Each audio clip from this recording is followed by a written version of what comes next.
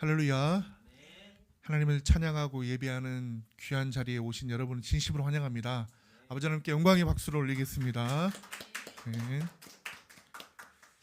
오늘은 정말 부활절입니다. 여러분, 우리가 성탄 절과 함께 정말 많이 기뻐하고 또 의미에 대해서 깊이 우리가 알 때마다 좀 감사하는 부활절입니다. 우리 제목을 한번 크게 읽어보겠습니다. 진정한 부활의 의미. 우리가 이번에도 세례의 의미도 또 성찬의 의미도 깊이 알게 됐습니다. 말씀을 통해서 아는 것이 잘 아는 거죠. 오늘도 말씀을 통해서 이 부활의 의미, 그리고 이 부활이 얼마나 기쁜 우리에게 소식인지를 우리 깨닫는 시간을 갖도록 하겠습니다. 먼저 고린도전서 15장 55절 말씀을 같이 읽어보겠습니다. 시작. 사망아, 너의 승리가 어디 있느냐? 사망아, 내가 쏘는 것이 어디 있느냐? 아멘. 원래요, 이 사람은 이 죽음을 다 두려워해요. 죽음을 두렵지 않은 사람이 과연 누가 있을까요? 자, 그런데 사망아, 너의 승리가 어디 있느냐? 사망아, 너의 쏘는 것이 어디 있느냐? 이렇게까지 말씀하는 이유가 있습니다. 바로 승리하신 거죠. 승리. 할렐루야. 바로 예수님이 승리하신 것입니다. 그리고 그 승리를 우리에게도 소망케 하여 주셨습니다. 아멘. 자, 먼저 첫 번째는요, 우리가 예수님의 이 부활에 대해서 한번 살펴보려고 합니다. 예수님의 부활하심. 자, 소제목을 한번 읽어보겠습니다. 시작. 사망 권세 이기시고 부활하신 예수님입니다. 사망 권세를 이기고 부활하신 예수님이에요. 마태복음 28장 1절에 보면 1, 2절에 보면요. 시작. 안식일이 다 지나고 안식 후 첫날이 되려는 새벽에 막달라 마리아와 다른 마리아가 무덤을 보려고 갔더니 큰 지진이 나며 주의 천사가 하늘로부터 내려와 돌을 굴려내고 그 위에 앉았는데, 우리가 성금요일에 고난의 십자가를 지신 예수님을 우리가 말씀을 통해서 왜 예수님이 십자가를 지셔야만 되는지 알게 됐어요. 자, 예수님께서 다 이루었다 말씀하셨어요. 그리고 돌로 된 이 그 바위를 판 무덤에 계셨고 또 돌로 이렇게 막았고, 그리고 나서 그 입구를 다 봉했어요. 그리고 나서 그 날이 성금요일이고 그 다음 날이 안식일 토요일이죠. 그리고 나서 여러분 안식 후 첫날 바로 지금의 주일입니다. 예수님께서는 바로 3일이 지난 안식 후 첫날에 부활하신 겁니다. 그래서 안식일이 다 지나고 안식 후 첫날이 되려는 새벽에 이렇게 된 거예요. 그 부활도 새벽에 일어난 겁니다. 할렐루야. 여기 보니까 먼저 막달라 마리아. 저 많은 분들은 어떻게 막달라가 이름인지 알아요. 마리아의 이름이 막달라인가? 이렇게 생각할 수 있는데 막달라에 사는 마리아예요. 자, 그걸 알 수 있는 게 지도를 보면 그렇죠. 갈릴리 바다의 서편에 막달라라고 하는 곳이 있어요. 우리가 그 갈릴리라고 해서 갈릴리라고 하는 지역이 있고, 그다음에 여기 보니까 많은 지역들이 있는데 막달라에서 있는 마리아예요.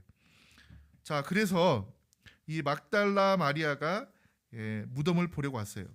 자, 그랬더니 거기에 천사가 있었다는 거죠. 그런데 그 천사가 하늘로부터 내려와서 돌을 굴려서 그 위에 앉아 있는 거예요.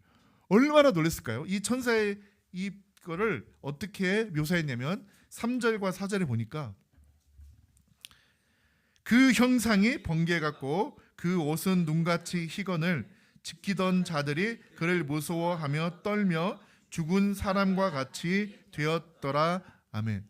그 형상이 번개와도 같았다. 번개와 같았다. 그리고 그 옷은요, 눈같이 희건을. 자, 그리고 마가복음에 보니까요, 청년이라고 하는 표현이 있거든요. 청년.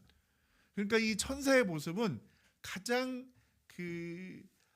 청년의 때가 가장 어떻게 보면 사람에 있어서 우리가 황금기라고 하는데 그 천사의 모습이 청년의 모습과 같고, 그리고 형상이 번개와 같이 빛나고 흰 옷을 입는 것과 같은, 이게 바로 천사의 모습이라는 거예요. 여러분, 그런데 이 천사는요, 우리의 뭐라? 수종 드는 자, 부리는 종이에요. 예. 천사도 우리를 흠모하는 이유가 있어요. 왜 그런지 아십니까? 천사는 하나님의 아들이라 일컫지 못해요. 예. 그런데 우리는요, 하나님의 아들이라 일컬음을 받는 하나님의 자녀예요. 그리고 천사는 우리를 수종해야 되는 누구다? 종이다. 그런데 이 천사의 모습도 이렇게 아름다워요. 그런데 여러분, 중요한 사실 하나는 우리가 부활한 이후에는 천사보다 더 아름다워진다는 거예요. 할렐루야. 예. 여러분, 이것이 우리에게 진실로 있다는 이 사실이 얼마나 큰 기쁨이고 얼마나 큰 소망입니까? 너무너무 감사함이죠. 예. 누구 때문에? 예수님 때문에. 예. 자, 지키잔달이 얼마나 그 형상을 보면 무서워서 떨며 죽은 사람과 같이 되었다는 거예요. 그렇죠? 마태복음 28장 5절과 6절입니다. 시작. 천사가 여자들에게 말하여 이르되 너희는 무서워하지 말라. 십자가에 못 박힌 예수를 너희를 찾는 줄을 내가 아노라. 그가 여기 계시지 않고 그가 말씀하시던 대로 살아나셨느니라. 와서 그가 누우셨던 곳을 보라. 아멘. 천사가 이제 말을 하는데 십자가에 못 박힌 예수를 너희들이 찾느냐. 그 예수님은 그가 말씀하시던 대로, 이게 중요해요. 예수님이 계속 말씀하셨거든요. 제자들에게 인자가 고난을 받으나 죽으나 사흘 만에 살아나리라. 살아나리라. 부활에 대한 말씀을 많이 하셨거든요. 그 말씀대로 살아나셨다는 거예요. 그가 누우셨던 것을 보라는 거예요. 예. 그래서 7절에 보니까요. 마태복음 28장 7절에 시작. 또 빨리 가서 그의 제자들에게 이르되 그가 죽은 자 가운데서 살아나셨고 너희보다 먼저 갈릴리로 가시나니 거기서 너희가 배우리라 하라. 보라, 내가 너희에게 일렀느니라 하거늘. 아멘. 예수님이 사흘 만에 살아나리라는 말씀도 하셨지만 살아나서 내가 갈릴리에 가서 너희를 보리라, 이런 말씀도 많이 하셨거든요. 자, 정말 그 말씀이 마가복음 14장 27, 28절에 있어요. 자, 읽어보겠습니다. 시작. 예수께서 제자들에게 이르시되 너희가 다 나를 버리리라. 이는 기록된 바 내가 목자를 치리니 양들이 흩어지리라 하였음이니라. 그러나 내가 살아난 후에 너희보다 먼저 갈릴리로 가리라. 아멘. 여러분, 예수님은요 전능하신 하나님이세요. 되어질 일들을 다 아시고 그 말씀하신 대로 다 이루어지잖아요. 예. 너희가 흩어지리라는 거예요. 마치 목자를 치니, 목자가 누굽니까? 예수님이죠. 예수님을 치니 양들이 흩어졌다는 거예요. 그 말 그대로 양들이 흩어졌잖아요. 여러분, 십자가 밑에서 제자들은 없었어요. 딱 한 사람, 그래도 요한 한 사람 외에는 없었어요. 예, 어머니 마리아와 막달라 마리아와 그 외 여인들은 있었지만 이렇게 제자들은 다 흩어져 버렸다는 거예요. 그런데요, 예수님께 뭐라고 하세요? 내가 살아난 후에 반드시 살아날 것이며 너희보다 먼저 어디로 간다? 갈릴리에 가리라. 여러분, 이게 굉장한 깊은 의미가 있어요. 왜 예수님이 많고 많은 곳 중에 갈릴리로 간다고 하셨을까? 네, 그런 질문을 해볼 수 있잖아요. 그렇잖아요.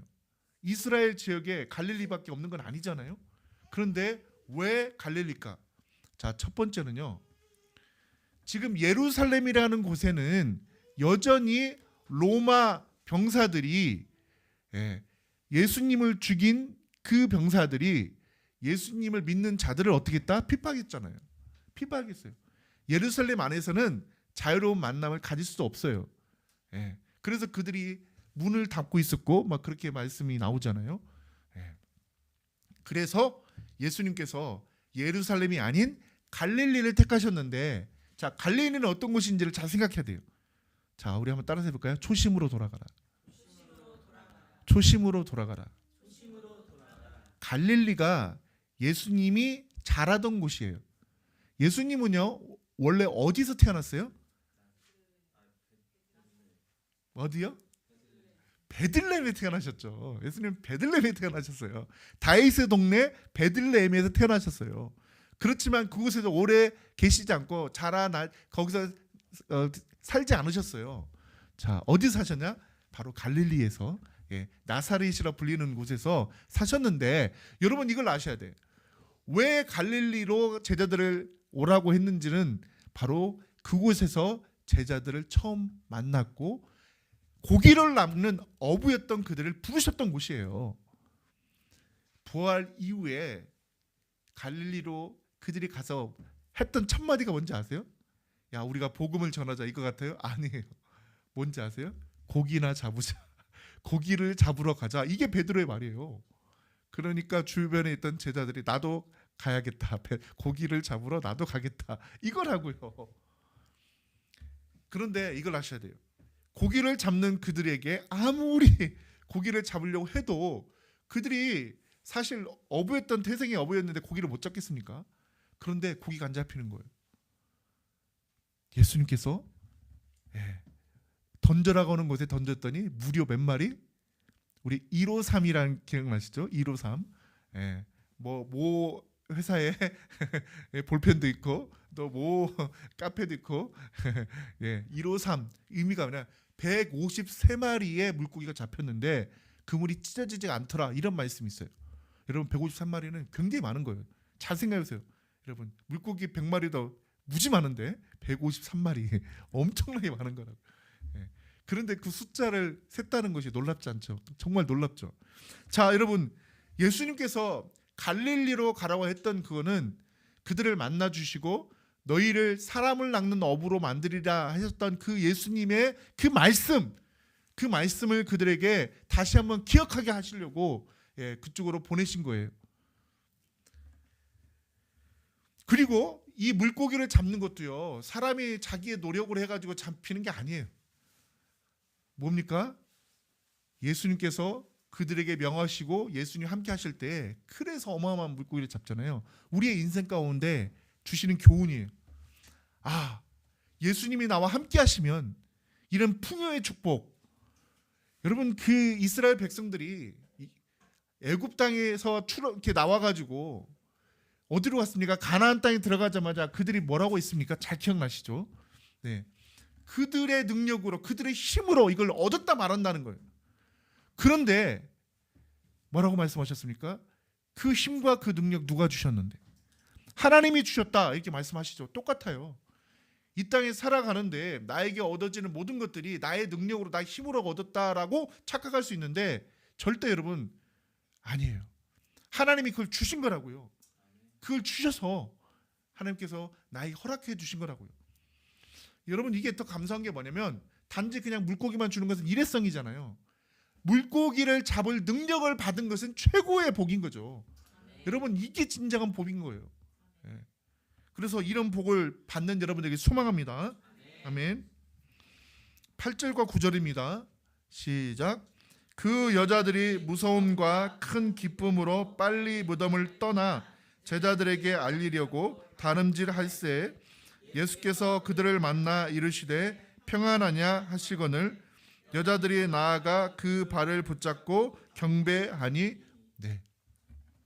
사실은 십자가 밑에 그들이 정말 다 모여 있어야 되는 것이 맞는 거죠. 제자들이. 여러분 예수님의 말씀을 기억했다면 그 새벽 미명에 3일이 지난 거잖아요. 그러면 그곳에 제자들이 가야 되는 거 아닙니까? 그런데 제자들은 가지 않고 막달라 마리아가 먼저 가고, 이 참 모든 모습에서 예수님이 제자들을 만났을 때 그들에게 하신 말씀이 이거예요. 어찌하여 너희는 믿음이 없느냐. 여러분 왜 그들이 그런 행동을 했을까요?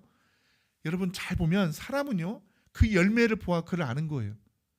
그런 행동이 나온 건 무엇인가, 그들의 근원이 무엇인가를 예수님이 꿰뚫어 보신 게 뭐냐면 너희는 믿음이 없다는 거예요. 어떻게 그럴 수가 있죠? 예수님의 그 놀라운 기적들을 보았고 예수님의 그 많은 말씀들이 이루어졌고 그 말씀을 기억했다면 그들의 믿음이 없을 리가 없는데, 들음은 여러분 전함에서 나고 이 들음은 또 이 전함과 들음을 통해서 믿음이 생기는 건데 어떻게 그들이 믿음이 없는 걸까? 놀라운 말씀이 하나 있더라고요. 완악하기 때문이라고 나왔어요. 여러분 그 부분을 우리가 좀 살펴볼 필요가 있어요. 왜 말씀은 듣는데 믿음이 없는 걸까? 완악함 때문이라는 거예요. 마태복음 28장 10절 보세요. 시작. 이에 예수께서 이르시되 무서워하지 말라. 가서 내 형제들에게 갈릴리로 가라 하라. 거기서 나를 보리라 하시니라. 아멘. 갈릴리 얘기를 말씀을 계속 하시죠. 거기서 보리라는 거예요. 여러분 그것을 보고 나서 하셨던 말씀이 베드로에게 말하죠. 시몬아, 네가 나를 사랑하느냐? 3번 물어봤던 바로 그 장면이 이어지는 겁니다. 예. 자, 너가 정말 사랑한다면 내 양을 먹이고 내 양을 치라 이렇게 말씀하시는 겁니다. 그래서 마태복음 28장 11, 12, 13절에 보면 이제 부활하신 예수님이 자 이제 전파되어야 되는데 그들은 놀란 거예요. 그래서 어떻게든 쾌락을 꾸미는 거예요. 자 그게 바로 11, 12, 13절에 나와 있는 한번 읽어봅시다. 시작. 여자들이 갈 때에 경비병 중 몇이 성에 들어가 모든 된 일을 대제사장들에게 알리니 그들이 장로들과 함께 모여 의논하고 군인들에게 돈을 많이 주며 이르되 너희는 말하기를 그의 제자들이 밤에 와서 우리가 잘 때에 그를 도둑질하여 갔다 하라. 아멘. 여러분 돌을 임봉했고요. 그들은 병사들은요 무기가 있어요. 자 제자들이 와서 몰래 훔쳐갔다고요? 이게 말이 됩니까? 잘 생각해 보세요. 임봉된 돌을 어떻게 한 사람에 의해서 그걸 움직일 수도 있나요? 제자들이 그렇게 와서도 움직이는데 그걸 갖다 놔둔다고요? 예? 훔쳐갔다고요? 여러분 그래서 우리가 성경을 볼 때에 어떤 관점으로 봐야 되냐면 그 당시의 배경적인 부분 이것도 굉장히 중요해요. 그 당시 환경적인 부분 마치 내가 그곳에 있는 것과 같은 이 말씀을 그렇게 보는 게 굉장히 중요해요.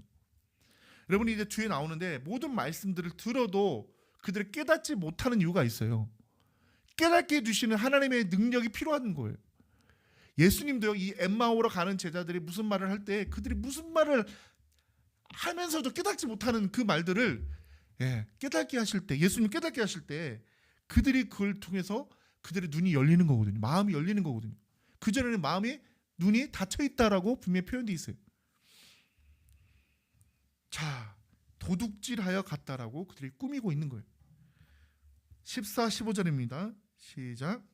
만일 이 말이 총독에게 들리면 우리가 권하여 너희로 근심하지 않게 하리라 하니 군인들이 돈을 받고 가르친 대로 하였으니 이 말이 오늘날까지 유대인 가운데에 두루 퍼진지라. 유대인 가운데에는요 예수님이 부활하신 게 아니라 제자들이 훔쳐갔다라고 하는 말이 지금도 퍼져 있다는 거예요. 자 돈을 주고 그들에게 이렇게 사람들을 거짓말로 미혹한 거예요. 그래서 그런 것이 지금 퍼져 있다는 거예요. 그런데 잘 생각해 보면 말이 됩니까? 어떻게 그 돌을 임봉된 돌을 움직이겠냐고요. 잘 생각해 보세요. 그리고 병사들이 다 지키고 있었는데 그런데 왜 그들이 벌벌 떨고 있냐고요. 그곳에 예수님의 부활하신 정도가 아니라 천사들이 나타나서 있었기 때문에 그들이 두려워 떨고 있었다고 했잖아요. 그래서 그때 당시의 생각을 해보면 여러분 그런데 예수님은 사망 권세를 통해서 이것을 이기시고 부활하셨죠. 자 그런데 중요한 사실 하나 제자들은 어땠냐는 거예요. 여러분 제자들을 보면서 어떻게 이럴 수가 있지? 여러분 그런데 이 땅에 이런 수많은 믿음이 없는 사람들이 얼마나 많은지 알아요? 아직도 예수님의 부활에 대해서 믿지 않는 자들이 작을 것 같아요? 많아요. 안타까운 거예요. 여러분 세상이야 그럴 수 있다고 하지만 제자들인데 어떻게 이럴 수 있냐는 거예요. 제가요 이 말씀을 준비하면서 제자들의 믿음이 없는 이 부분들에서 믿음이 없다 믿음만 너무나 많아서 깜짝 놀랐다니까요. 여러분도 발견하면서 깜짝 놀랄 거예요. 정말 이럴 수가 있나? 이렇게 할. 자, 두 번째는 이겁니다. 두 번째 시작. 예수님의 부활하심을 믿지 않는 제자들이에요. 마가복음 16장 10절과 11절이요. 자, 시작.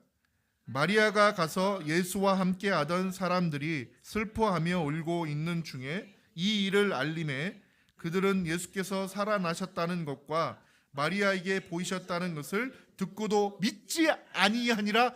정말 믿지 아니라, 듣고도 믿지 아니하니라 그랬잖아요. 잘 생각해 보세요.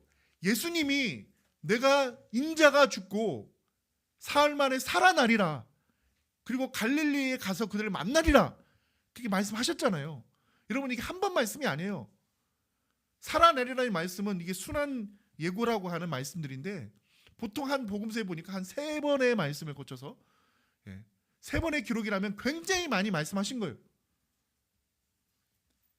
너희들의 죄 때문에 내가 죽겠지만 다시 살아나리라, 부활하리라, 이 말씀을 했는데도 그들이 그 말씀을 들었다면 그들이 그 십자가를 보고 물론 슬퍼는 했겠지만 십자가까지 안 올 리가 없고, 부활한 이후에 예수님을 당연히 막달라 마리아와 함께 그들이 왔어야 하는 건데 오지도 않았고, 심지어는 마리아가 나에게 예수님이 살아나셔서 보이셨다라고 분명히 전하는 그 말도 듣고도 믿지 아니하는 그들의 마음이라니까요. 그들의 상태라니까요. 믿지 아니하는 상태.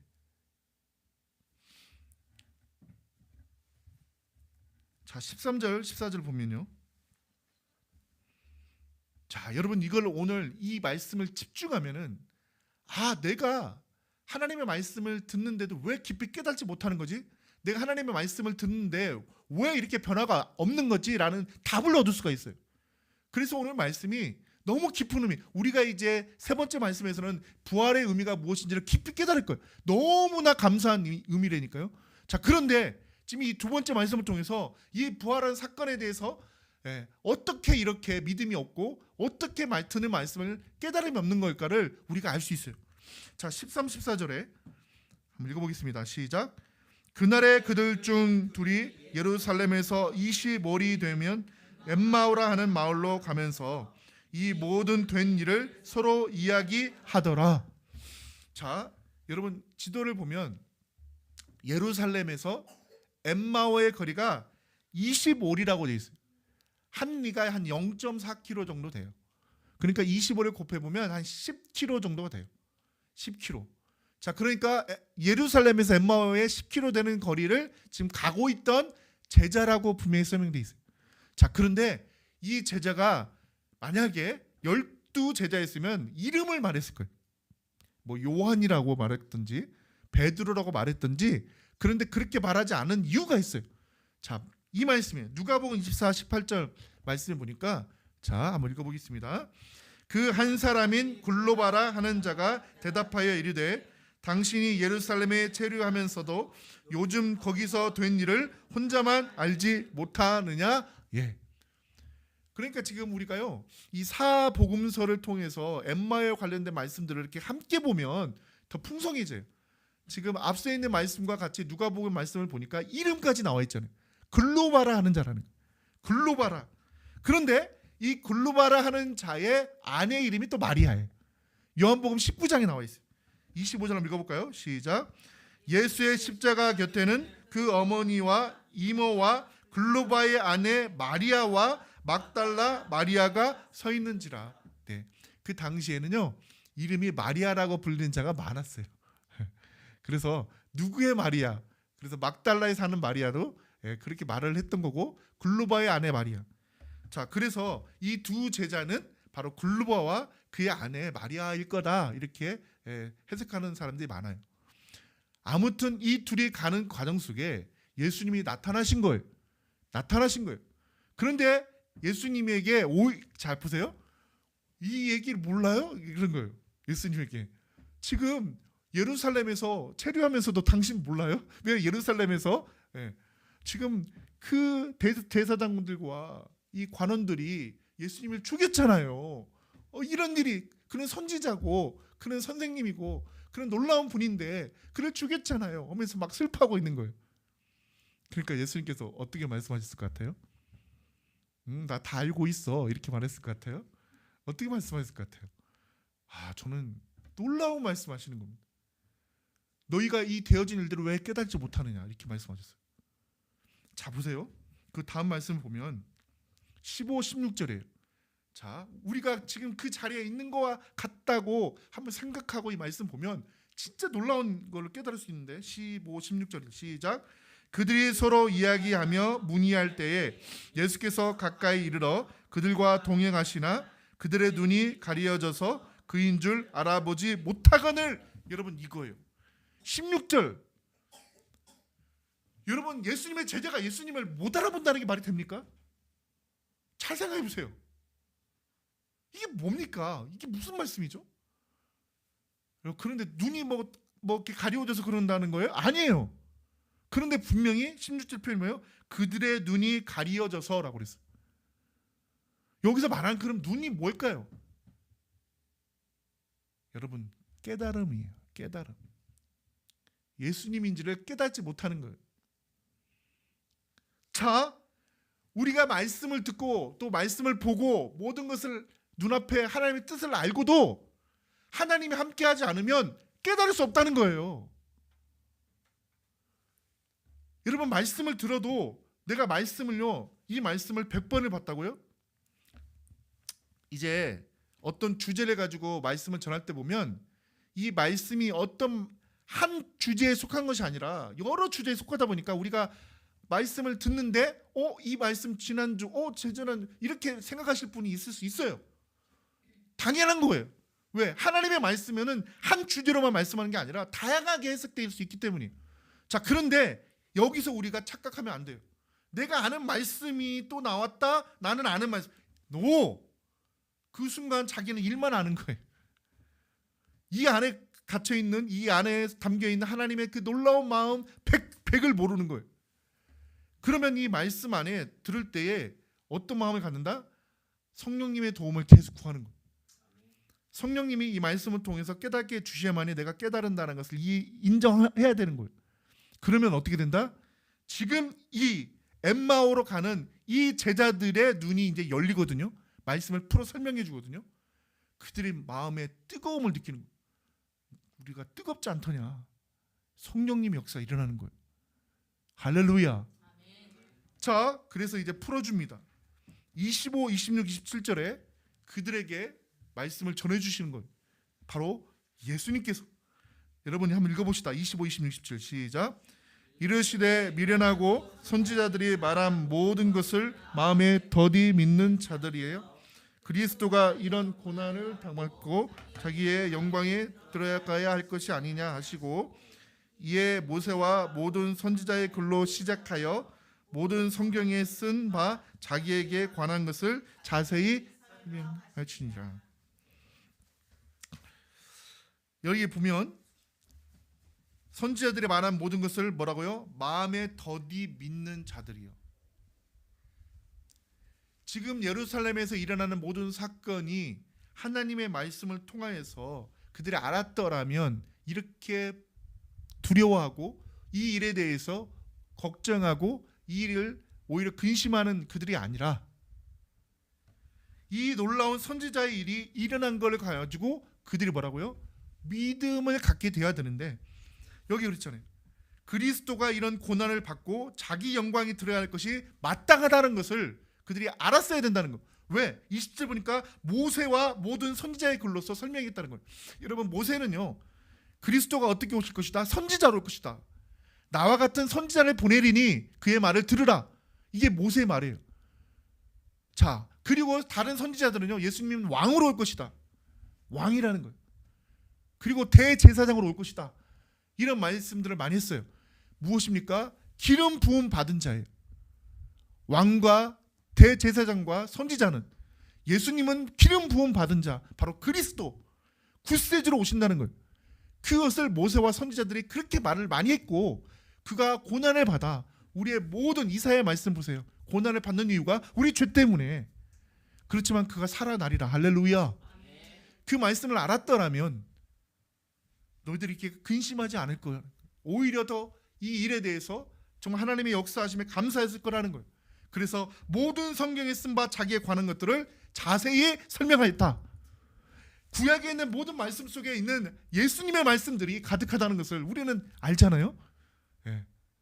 예수님이 베들레헴에 태어나신 것도 약속으로 말씀하신 거예요. 할렐루야. 고난을 받으시는 모든 말씀들이. 자, 그래서 예수님은 이것을 뭐라고 말씀하시냐? 더디 믿는 자. 더디 믿는 자. 여러분, 이거 정말 우리가 깊이 알아야 돼요. 자, 이제 자세히 설명하셨죠? 자, 마가복음 16장 13, 14절에는요.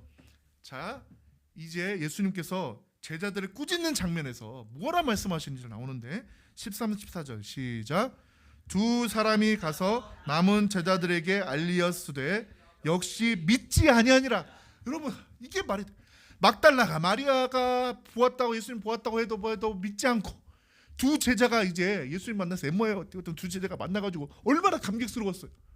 여러분, 여기 말씀에 보면 예수님을 청하에서 같이 있어요. 떡을 먹는 순간에 갑자기 예수님이 사라지는 거예요. 부활하신 예수님은요, 여러분 아시지만 벽을 뚫고도 그냥 하시고 변형되신 모습이기 때문에 이게 부활의 모습이에요. 시공간을 뛰어넘는, 얼마나 우리가 그렇게 되어질 때 얼마나 기쁩니까? 빛나는 모습과 같이. 예. 자, 그런데 그렇게 제자들이 기뻐하는 마음으로 와서 전했는데 역시라고 나온. 나 이 단어를 보고 야, 어떻게 역시라고 하지? 예. 우리가 말씀을 그래서 겸손히 볼 때마다 하나하나 놓쳤던 말씀들이 다 보이는 거예요. 믿지 않았다는 관점으로 보니까 다 보이는 거예요.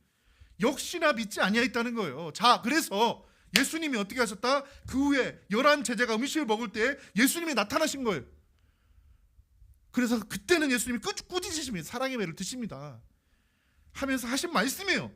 그들의 믿음 없는 것과 믿음이 없는 것을 당연히 꾸짖은. 그런데 뭐라고요? 마음이 완악한 것. 완악한 것. 이 완악이라는 단어가요, 완고하고 악하다는 의미예요. 여러분, 그 마음이 딱딱해져가지고.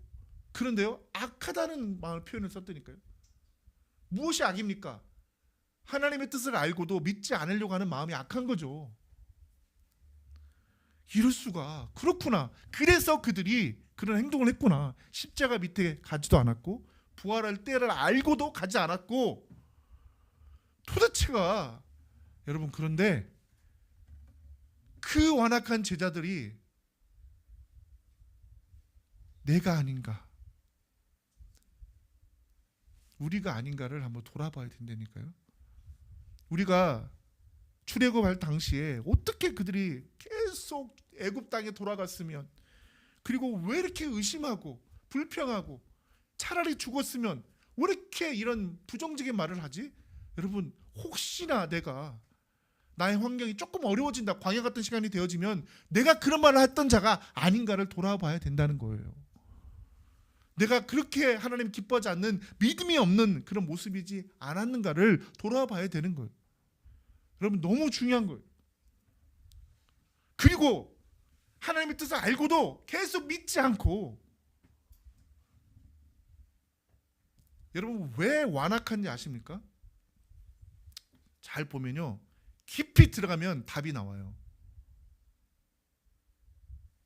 바로 왕 있죠.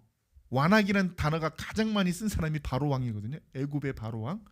그 바로 왕이 왜 완악한지 아십니까? 만약 그걸 인정하면 자기 자신의 자리가 위태해지고 자기가 이루고자 하는 일을 이루지 못하는 거예요. 왜? 종으로 부리고 있던 이스라엘 백성들 다 보낸다면 누구를 종으로 씁니까? 잘 생각해 보세요. 건설하는 모든 것에 그의 욕심인 거예요. 그의 욕심을 내려놓지 못하기 때문인 거예요. 그 모든 죄악에 깊이 들어가 보면 욕심인 거예요. 다시 말하면 정욕인 거예요. 잘못된 욕심.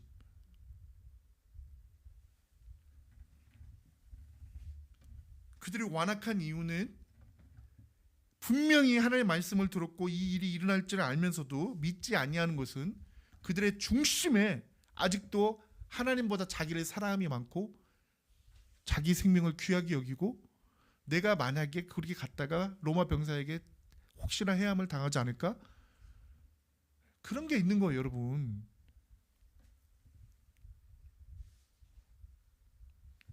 예수님의 믿음이 없고 완악하다 꾸짖는 이유에 대해서 정확히 말씀하신 게 끝절에 있죠. 이는부터 한번 읽어봅시다. 시작. 이는 자기가 살아난 것을 본 자들의 말을 믿지 아니함이더라. 하나님의 말씀, 하나님의 역사하심을 분명히 전하는 자들이 있었는데 믿지 아니했다는 것을 통해서 그들의 믿음이 없는 것과 완악감을 꾸짖으신 거라고요. 여러분, 우리가 말씀을 보고 선포되는 하나님의 성경 말씀을 통해서 아버지의 말씀을 들을 때에 우리가 이렇게 마음을 완고해서는 안 되고요, 완악해서도 안 되고요, 믿음이 없어도 안 돼요. 믿음이 없이는 하나님을 기쁘게 해드리지 못한다고 분명히 했던 이유예요. 하나님이 살아계신 것과 하나님을 찾는 자에게 반드시 상 주심을 믿어야 할지니라 이렇게 말씀하신 거예요. 여러분, 살아계신 하나님 믿습니까? 아멘. 여러분, 그러면 여러분의 삶이 달라져야 돼요. 하나님 살아계시는 전능하신 하나님이 여러분의 매 순간에서 동행하고 계시고 함께 하시는데 여러분의 우선순위가 무엇인지도 알아야 된다고요.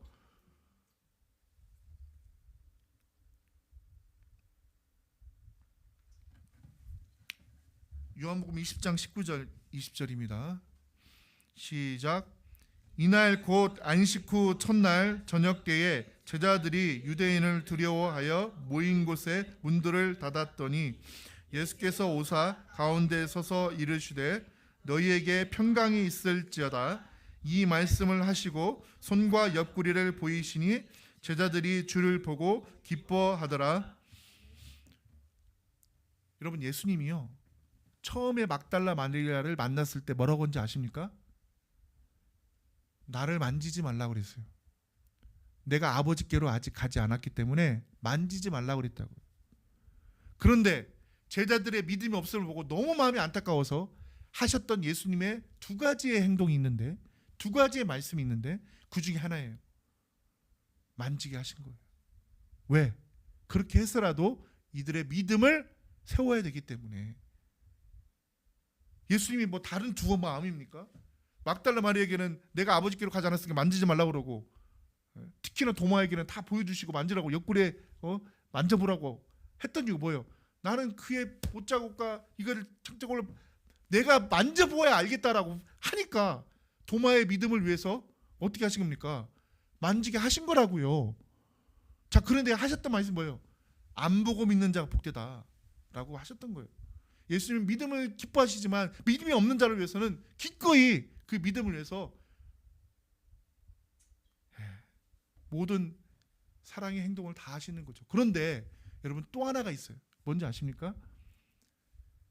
예수님께서 제자들에게 믿음이 없음을 보고 하신 말씀이 한숨을 내쉬고 그러니까 탄식하시고 하신 말씀이 성령을 받으라. 제자들이요 새 모습이 있어요. 예수님과 함께 있었던 모습, 믿음이 있는 것처럼 보였던 거예요. 자, 두 번째 모습이 있어요. 예수님이 죽으시고 부활하실 때만 해도의 모습, 뭐예요? 믿음이 없는 모습이 드러난 거예요. 이런 제자 상태에서는 복음이 전해질 수가 없는 거예요. 그래서 그들에게 무엇이 필요하다? 성령이 필요했던 거예요. 그래서 예루살렘을 떠나지 말고라고 한 거예요.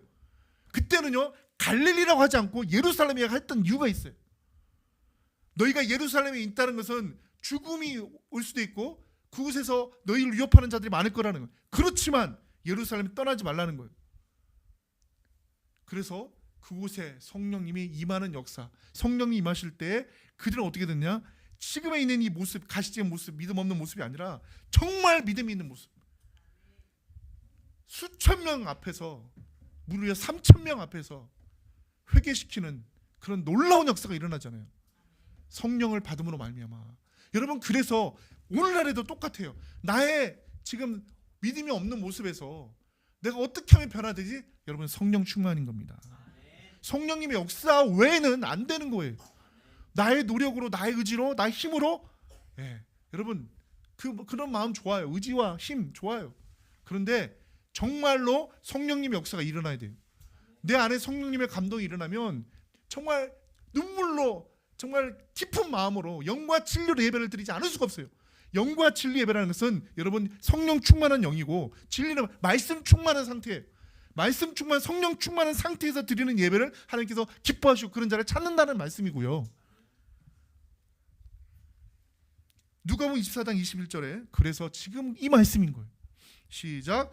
예수께서 또 이르시되 너희에게 평강이 있을지어다. 아버지께서 나를 보내신 것 같이 나도 너희를 보내노라. 이 말씀을 하시고 그들을 향하사 숨을 내쉬며 이르시되 성령을 받으라. 할렐루야. 이렇게 말씀하신 거라고요. 이때 말씀이라고요. 그들의 믿음 없음을 보고 자 이제 못자국을 만져보라. 그렇게 해서 되어지면서 한숨, 여기서 숨을 내쉬고라는 말이 왜 숨을 내셨나 아시겠죠? 예수님의 탄식인 거예요. 그래서 성령을 받으라 하시고 나서 너희가 예루살렘을 떠나지 말고 아버지께서 약속하신 것을 기다리라. 몇 날이 못되어 너희가 성령으로 충만함을 받으리라는 거예요.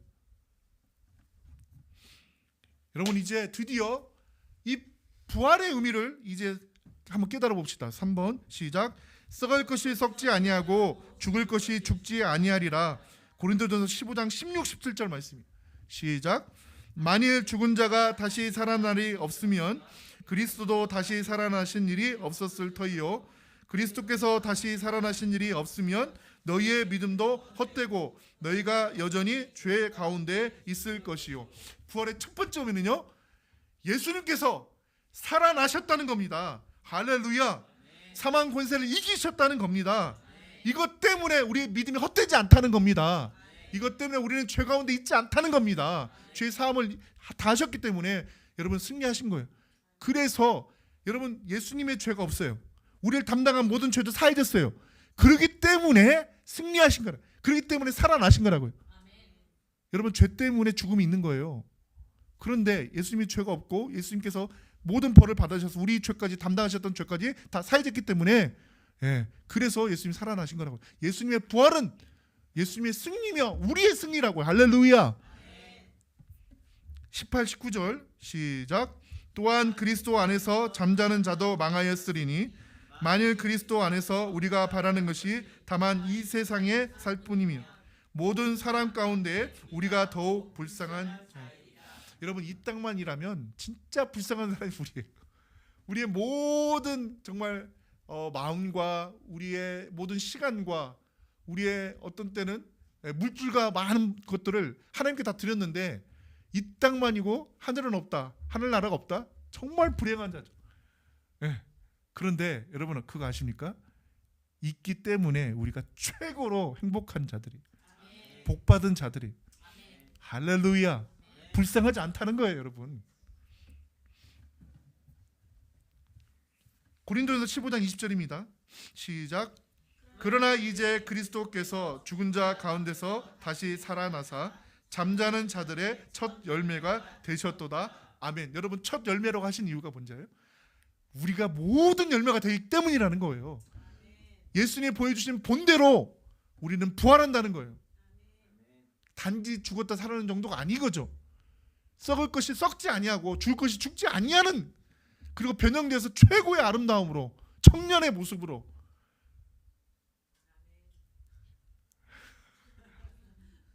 지금도 아름다우시는데 여러분 부활하신 모습은 정말 눈을 이렇게 눈부셔서 바라볼 수 없을 정도가 되니까 서로 눈부셔가지고 그런가? 여러분 그게 그냥 막연한 소망이 아니라 이게 진짜 약속의 말씀이라 너무 감사한 거예요, 여러분. 여러분 이 땅에서 최고의 복받은 사람이 누군가를 생각해 보세요. 예수님 믿는 사람들이에요. 21, 22절입니다. 자 시작. 사망이 한 사람으로 말미암았으니 죽은 자의 부활도 한 사람으로 말미암는도다. 아담 안에서 모든 사람이 죽은 것 같이 그리스도 안에서 모든 사람이 삶을 얻으리라. 여러분 이게 최고의 반어법이에요. 아담 한 사람 때문에 모든 사람이 죄 때문에 죽어. 아 아담이 왜 그랬대? 그때 왜 먹었어? 막 이렇게 항상 그 마음이 있잖아요. 여러분 놀라운 것은 예수님 한 분 때문에 우리가 모두 구원받는, 영생을 얻는, 부활을 선물 받는, 얼마나 감사합니까? 예수님 때문에. 할렐루야. 고린도전서 15장 49절. 자 부활의 두 번째 의미가 무엇인지 또 설명되어 있는데 이거예요. 시작. 우리가 흙에 속한 자의 형상을 입은 것 같이 또한 하늘에 속한 이의 형상을. 할렐루야. 얼마나 감사한지 아십니까? 여러분 때로는요 뭐 좋은 일 있으면은 야 나를 위해서라도 예쁜 옷을 사야지 이런 마음이 있잖아요. 좋은 옷을 사서 여러분, 인간의 육신은 흙으로 되어졌다는 거예요. 우리가 흙에 속한 자의 형상을 입은 거예요. 그런데 부활이란 무엇이냐? 하늘에 속한 형상을 입는. 할렐루야. 그 형상은 썩지 않고 죽지 않고 광채가 나는 빛나는 모습이라는 거예요. 얼마나 감사합니까? 여러분, 이 부활이 예수님의 승리도이지만 우리에게 주실 놀라운 복이라니까요. 할렐루야. 고린도전서 15장 51절 52절, 이 일이 언제 일어나는지, 어느 때 일어나는지, 우리의 부활은 언제 일어나는지를 정확히 설명해 주셨어요. 시작. 보라, 내가 너에게 비밀을 말하노니 우리가 다 잠잘 것이 아니요 마지막 나팔의 순식간에 호련히 다 변화되리니 나팔 소리가 나매 죽은 자들이 썩지 아니할 것으로 다시 살아나고 우리도 변화되리라. 아멘. 예수님이 이 땅에 다시 오실 때에 일어나는 일이라는 거예요. 그러면요, 예수님 그랬죠. 살아있는 자는 죽지 않는다고 그랬죠. 크게 보여. 예수님 오실 때 우리 지금 만약에 오시면 우리 죽음을 맛보지 않고 그냥 부활하는 거예요. 또 물론 이미 앞서갔던 분들도 다시 와서 그를 또 부활하게 되는 거죠. 자, 그리고 나서 부활의 진정한 의미가 이거라는 것을 말씀하셨어요. 바로 53년 54절입니다. 시작. 이 썩을 것이 반드시 썩지 아니할 것을 입겠고 이 죽을 것이 죽지 아니함을 입으리로다. 이 썩을 것이 썩지 아니함을 입고 이 죽을 것이 죽지 아니함을 입을 때에는 사망을 삼키고 이기리라고 기록된 말씀이 이루어지리라. 할렐루야. 여러분, 54절, 이 썩을 것이 썩지 아니하고 이 죽을 것이 죽지 아니함을 입고, 얼마나 감사합니까? 여러분, 그런 옷이 있나요? 그런 옷, 예를 들어서 이 옷은 절대로 때를 타지 않아. 100년을 입어도 낡지 않아. 그런 옷만 있어도 좋을 거예요. 여러분, 그런데 여러분의 육신이 변형되어서 썩지 않고 죽지 않고 최고의 청년의 모습으로 변화되어졌을 때 얼마나 그리고요, 예수님 어떻게 했다고? 시 공간을 자유롭게 넘나드셨어요. 그러죠? 우리의 모습이 그렇게 된다는 거예요, 여러분. 우리는 원래 영의 존재예요. 하나님이 영이시니 영으로 우리가 원래 영의 존재예요. 그런데 왜 육체를 입혔느냐? 두 가지 이유가 있어요. 많은 이유가 있겠지만 첫 번째는요, 이 땅에 있는 동안 자만하지 못하게 하시려고. 영체에 있던 이 천사 중에는 자기 아름다움을 보고 어떻게 했다? 타락해버린 거예요. 그래서 사탄과 그의 졸개들, 귀신들이 된 거예요. 그런데 우리는 육신을 통해서 항상 겸손해. 우리의 속사람이 진짜인 거예요. 그런데 하나님은요, 우리의 겉사람마저도 버리지 아니하시고 변형시켜 준다는 거예요. 그 첫 열매로 누구를 통해서 본을 보여주셨다? 예수님을 통해서. 할렐루야. 그래서 오늘 말씀 55, 56절이 있는 겁니다. 이 말씀을 읽을 때마다 기쁨이 있는 거죠. 시작. 사망아, 너의 승리가 어디 있느냐? 사망아, 내가 쏘는 것이 어디 있느냐? 사망이 쏘는 것은 죄요, 죄의 권능은 율법이라. 그렇죠. 율법을 통해서 죄가 발견되고 이 죄 때문에 죽게 되는, 그렇지만 이 죄의 문제를 해결됐으니 이제 우리는 사망아, 너의 승리는 어디 있느냐? 사망아, 너의 쏘는 것은 어디 있느냐? 이렇게 외칠 수가 있다는 겁니다. 오늘 57절 마지막 말씀을 통해서 하나님께 영광 돌리면서 한번 시작. 우리 주 예수 그리스도로 말미암아 우리에게 승리를 주시는 하나님께 감사하노니. 할렐루야. 이 부활절을 맞이하는 자의 선포입니다. 예수님으로 말미암아, 그 부활의 승리로 말미암아, 십자가의 그 놀라운 공로로 말미암아 나에게 승리를 주셨고 내가 오직 하나님께 감사하리로다. 오늘 정말 이 부활절 이런 마음으로 맞이한다면 최고로 잘 맞이하는 여러분인 줄 믿습니다. 할렐루야. 기도하겠습니다. 하나님 아버지, 참으로 감사합니다. 오늘 말씀을 통하여서 예수님의 부활이 얼마나 큰 의미를 담고 있는지를 깨닫게 주셔서 감사합니다. 우리의 모든 죄악을 다 사하심에 성공하셨다는 겁니다. 그리고 예수님처럼 우리도 부활하여서 썩을 것이 썩지 아니하고 죽을 것이 죽지 않는 놀라운 역사가 일어난 거라는 겁니다. 하나님 찬양하며 감사하며 경배합니다. 이 은혜를 주신 하나님을 찬양합니다. 예수님의 이름으로 감사하며 기도드리옵나이다. 아멘.